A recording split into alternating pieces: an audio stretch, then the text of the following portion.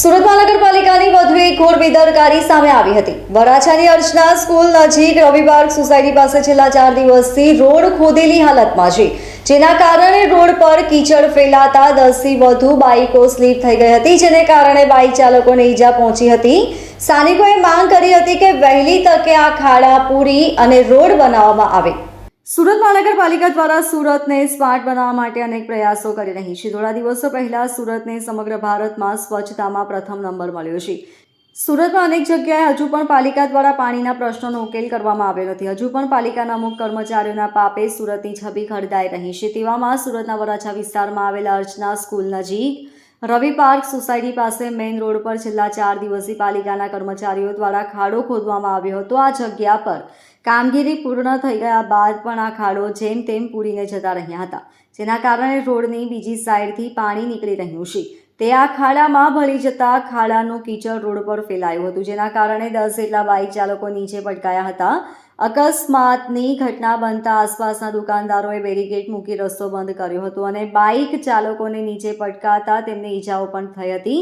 આ ઘટના બાજુમાં દુકાનમાં લગાવવામાં આવેલા સીસીટીવી કેમેરામાં માર્કેટમાં હતી, જેમાં સ્પષ્ટ જોઈ શકાય છે કે એક બાદ એક એમ અલગ અલગ બાઇક ચાલકો સાથે અકસ્માત થયો છે। ઘટનાને પગલે સ્થાનિક દુકાનદારોમાં પણ રોષ જોવા મળ્યો હતો। પાલિકાના કર્મચારીઓ દ્વારા યોગ્ય કામગીરી નહીં કરાતા તાત્કાલિક કામગીરી કરી ખાડો પૂરવા માંગ કરાઈ હતી। ગૌરવ છે, અમે રવિ પાર્ક વિસ્તારમાં રહીએ છીએ।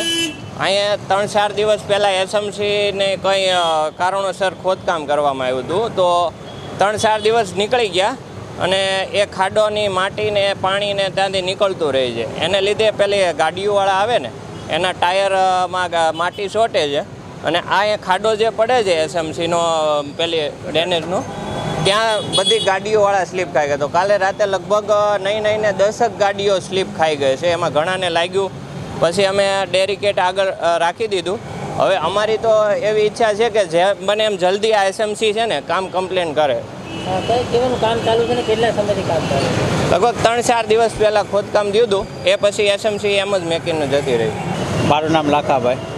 પછી 10-12 જણા પડી ગયા હતા, પછી બધાને ઊભા કર્યા, પછી સાઈટ જ આખી બંધ કરાવી દીધી ઊભા રહીને થોડોક ટાઈમ સુધી। પછી બધા ઊભા કરીને જતા રહ્યા, 10-12 જણા પડી ગયેલા હતા। શેકણું આમને ખોદકામ શરૂ હતું, એ માટી બધી પીલે અહીંયા ગાડીમાં આવેલી અત્યારે, એટલે એક પટ્ટી ઉપર જ ગાડી બધી લપસી જતી હતી। Bureau report LK star news, Surat.